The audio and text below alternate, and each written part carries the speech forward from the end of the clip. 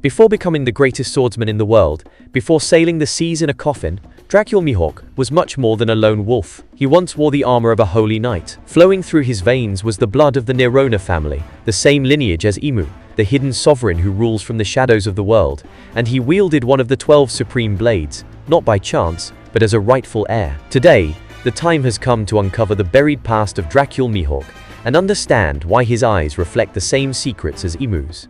Today we will talk about the fallen knight of the Nirona family.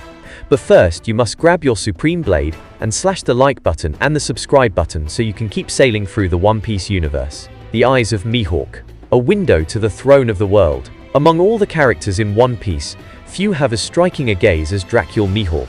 His golden eyes in the anime, sharp like blades, are instantly recognizable.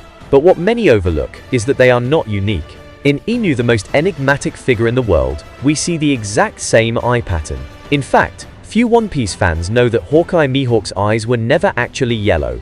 Unlike the yellow eyes shown in the anime, Mihawk's eyes in the manga are red, which makes the similarity with Imu's eyes even more evident. When Imu first appeared in the manga, we didn't know the color of their eyes. But after the release of the official colored manga and the anime version, both confirmed that Imu's eyes not only have a unique pattern, but also the same red color as Mihawk's. This similarity raises a question that few dare to ask. Why do two of the most reserved and powerful individuals in history share the exact same eyes? The strongest theory points to lineage. The eyes may be more than just a physical trait. They could be a sign of blood. If Mihawk truly belongs to the Nirona family, the same as Imu, this not only explains the resemblance, but also suggests that Mihawk is no mere solitary swordsman. He carries the direct heritage of one of the founding families of the world government. And that connection changes everything. It makes Mihawk's eyes more than a symbol of coldness or menace. They become clues to a past that was carefully erased, an inheritance he may have rejected, or one that awaits the right moment to be reclaimed. Of course, there are other individuals in One Piece with unique eyes that don't necessarily symbolize anything special. After all, ocular powers aren't a deeply embedded element in the One Piece universe. But this case deserves our attention, not just because of the clear visual similarity, but due to a series of deeper connections we're going to explore now. Yoru, the black blade that carries an ancestral secret. Among the 12 supreme grade swords, Yoru stands out above all the rest, not only for its appearance, an immense black cross adorned with golden details, but also because it rests in the hands of someone who has never belonged to an empire, a navy, or a pirate crew. Zoro Mihawk is a solitary name, but his sword is not. What almost no one ever asks is how Mihawk came to possess Yoru. These blades are not casually sold, inherited randomly, or left forgotten at the bottom of the sea. They carry history, blood, and legacy. Little is known about Mihawk's past, but we do know he was present at the execution of Goldie Roger during Chapter 0 of the One Piece manga. That chapter, written and drawn by Oda, shows the beginning of the Great Pirate Era, and within it we see pirates who would later become the future warlords of the sea, among them, a young Zoro Mihawk. However, a key detail that Oda intentionally hides is whether or not Yoru appears in the scene. Oda seems to have deliberately obscured this to keep us from knowing whether the 17-year-old Mihawk already possessed his supreme blade. We can see him only with his small pocket blade, which he wears as a necklace, but there is no sign of his supreme blade. Curiously, the animated version of Chapter 0 titled Episode 0 and released in 2009 expands the scene's framing and clearly shows Mihawk without his supreme blade. We don't know if this was Toei Animation's independent decision or if the scene had Oda's input, but ultimately, that matters little for one important reason. More than 10 years later, Roger's execution was reanimated during Kazuki Oden's flashback, and in this updated adaptation, we can clearly see the young Mihawk wielding Yoru. So now we have 3 different versions. 1. The manga image, which leaves it ambiguous whether Mihawk already had Yoru. 2. The 2009 anime version, which says Mihawk did not have Yoru. 3. The 2021 anime version, which confirms Mihawk did have Yoru. In theory, we should always lean toward trusting the manga, but I believe we can give the benefit of the doubt to the most recent anime adaptation. It's possible that Toei consulted Oda to finally clarify this lingering detail and avoid further confusion for fans. The only remaining question is whether Yoru had already become a black blade by then. Given that we're seeing a young Mihawk still at the beginning of his journey, it's most likely that he had not yet completed the process of turning his blade black. But regardless of that detail, considering that young Mihawk appears to have inherited such an extraordinary sword, one of the strongest theories is that Yoru once belonged to the Nirona family itself, the same as Imu. When King Cobra stood before Imu, he mentioned that one of the 20 kings who established the world government 800 years ago was named Imu Nirona. In other words, Mihawk, who may be a world noble, would be a member of one of the 20 founding families of the world government, and of the very same family as the figure who now sits upon the empty throne.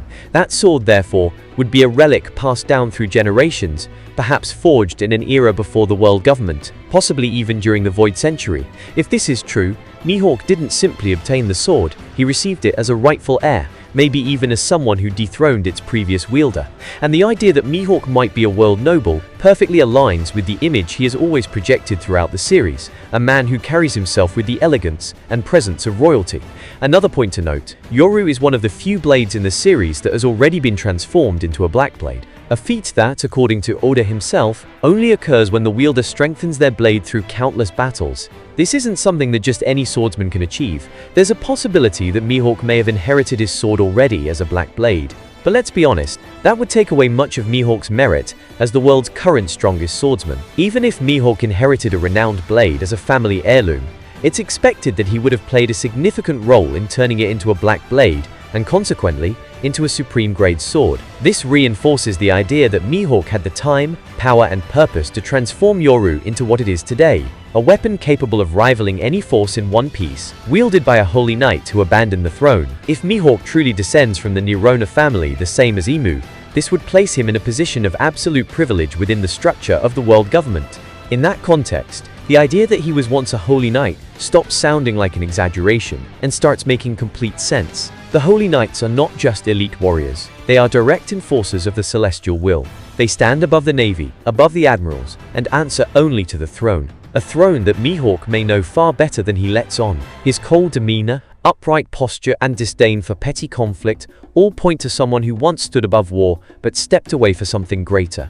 If Mihawk was truly a holy knight, then his departure wasn't accidental. The strongest theory suggests that Mihawk discovered something about Imu, about the true role of the Nirona family, or about the crimes buried in the Void Century, and upon learning the truth, he chose to sever his ties. Instead of serving the throne, he chose to walk alone, far from the influence of any central power. But he did not walk away empty-handed. He took with him Yoru, possibly a sacred weapon of his family, and kept the name Dracul, a name that may have been given or adopted to conceal his true identity. After all, how many Mihawks are there in the world? The world government has never declared him an enemy, and that is no coincidence. Perhaps they fear what he knows. Perhaps they know that if provoked, he might choose to fight. And on that day, few individuals in the world would be capable of stopping him. The only holy knight who resisted Imu's control. During the Elbaf arc, we discovered that the Gorosi and the Holy Knights possess powers partially granted by Imu powers that can seemingly be revoked at any time. This bestowal of power also appears to allow Imu's Mu to exercise absolute and direct control over their bodies, as demonstrated when he possessed the body of the Holy Knight Gunko.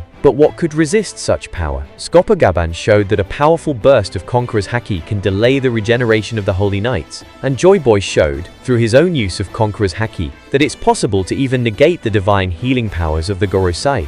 So all signs point to a single answer: Conqueror's Haki. The type of Haki that best represents willpower, ambition, and the spiritual strength of a living being. And Mihawk, having the ambition of someone who claimed the title of the world's strongest swordsman, surely possesses this power, perhaps at a level so great that even Imu-sama was unable to control him. Mihawk, Shanks, and Shamrock, a war between bloodlines. Much has been said about the rivalry between Mihawk and Shanks, the two greatest swordsmen of the previous era. But what if that rivalry is just the surface of something far deeper? Something involving noble families, internal conflicts, and betrayals among the celestial dragons themselves. Dracul Mihawk, with the same eyes as Imu, and a possible descendant of the Nirona family. Shanks confirmed as a member of the Figaland family, one of the most influential lineages within the world government. And now, Shamrock, a holy knight recognized as Shanks' brother. 3 names, 3 separate paths, but all sharing one thing in common: direct ties to the top of the world. The rivalry between Mihawk and Shanks was never just about duels.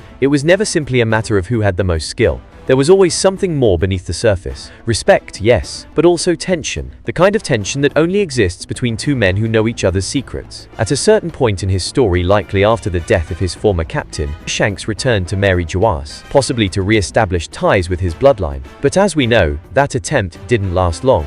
In the end, it was Shamrock who remained. Shamrock is now one of the Holy Knights, and, by all indications, fully aligned with Imu's will. So yes, Mihawk truly was a Holy Knight once, and the true rivalry might not even be with Shanks, but with Shamrock. Imagine two warriors raised within the same elite caste, one choosing exile, the other choosing loyalty. Mihawk wields Yoru, a symbol of a lineage that may have once rivaled the Figureland family. Shamrock, in contrast, represents the continuity of power within the system. The legendary duels between Mihawk and Shanks have always been shrouded in mystery. None of them were ever shown, and only minimal details were revealed. But that lack of context may be the greatest clue of all. If both men have roots in noble families connected to the world government, it's plausible that their first clashes didn't happen at sea, but within the sacred land of Mary Juas, during their early years as possible successors or agents of the ruling elite. What may have started as internal rivalry during training could have intensified over time, until one chose rebellion Shanks, with his adventurous spirit, and the other chose exile Mihawk, walking the world alone. It's even possible that Shanks' free-spirited nature inspired Mihawk to pursue the path of piracy. From that point on, their encounters would have happened not as nobles, but as pirates. Zoro and Mihawk, a duel that already happened in the past. Beyond the rivalry between Shanks and Mihawk, there's another one that matters even more to us. The rivalry between Zoro and Mihawk, one of the most iconic in the series. But what may seem like just the dream of a swordsman trying to surpass his master, might actually be the reflection of a far older conflict. That's because Zoro carries the blood of the Shimotsuki family, and is, therefore, a direct descendant of Ryuma, the legendary swordsman from Wano known as the Sword God. Dracul Mihawk, according to Oda himself, is inspired by Cyrano from the manga monsters, the proud and enigmatic swordsman who once tried to defeat Ryuma in the past. In Monsters, a one-shot written by Eiichiro Oda before One Piece, we're introduced to Ryuma, a wandering swordsman with a strong sense of justice, and to Cyrano, a famous, arrogant and deceitful swordsman who manipulates public opinion to make himself look like a hero. When the two meet, Cyrano tries to take credit for slaying a dragon that threatens the town, but Ryuma exposes him and challenges him to a direct duel. Ryuma wins easily, proving that true strength doesn't lie in fame, but in character and conviction. That dynamic between the pure warrior and the vain swordsman resurfaces now in One Piece, with Zoro playing the role of Ryuma's spiritual heir, and Mihawk symbolically stepping into the role of Cyrano, not as a fraud, at least not as far as we know, but as the one who currently holds the title, fame and power. What's interesting, however, is that unlike Cyrano, Mihawk does not look down on Zoro. In fact, Mihawk recognized Zoro's potential from the very beginning and agreed to train him 2 years ago. The reappearance of these archetype centuries later transforms this modern rivalry into something far greater than a simple promise made at Baratie. It's almost as if the two are reliving a cycle, a battle that stretches across generations. Mihawk represents pride, absolute mastery of technique, and the man who has already reached the peak. Zoro represents willpower and the rising fury of one who is still being forged. Both, like Ryuma and Cyrano, are on a collision course because their destinies were shaped to intersect. It will be the conclusion of a duel that began centuries ago, Mihawk's isolation and the moment of truth. In a world where alliances defined survival, Mihawk chose the opposite. He never allied with a Yonko, never joined the Marines, and never formed his own crew. He spent much of his life sailing alone, living alone, and fighting alone. But maybe that's not just pride, maybe it's strategy.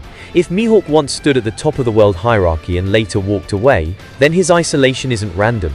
Distance is protection from the world government, and from anyone who might try to use him as a pawn in a larger game. Even Shanks, with whom Mihawk dueled many times, could never bring him close. And during the war at Marineford, Mihawk appeared, but chose no side. He simply came to test his blade, as if he were analyzing the battlefield like a chessboard. That absolute neutrality hides something deeper. Mihawk may be waiting, observing the world crumble, until the moment is right to act. His castle island is strategically located in the Calm Belt, an ideal position to stay isolated yet aware. And when questioned about his own goals, Mihawk never gives a straight answer, perhaps, because his true goal is just one, a final reckoning with what he once abandoned. The world is at war. The throne is under threat, and when Imu's secrets are finally revealed, Mihawk might be one of the few who already knew the truth. Beyond that, there's still the possibility that the great final duel between Zoro and Mihawk won't happen at sea, but instead in the sacred land of Mary Juas. Not by chance, but as the ultimate convergence of all the stories surrounding them. If Mihawk truly was once a holy knight,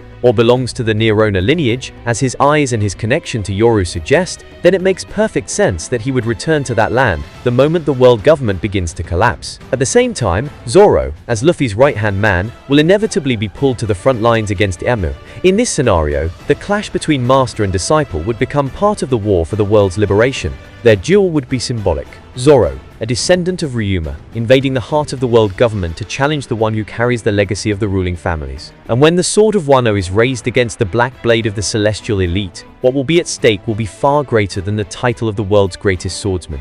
Well, the video ends here. If you enjoyed it, please hit the like button and subscribe to the channel, because even the Pirate King needs a crew. We'll meet again with another amazing video. Until then, stay awesome and don't get lost like Zoro.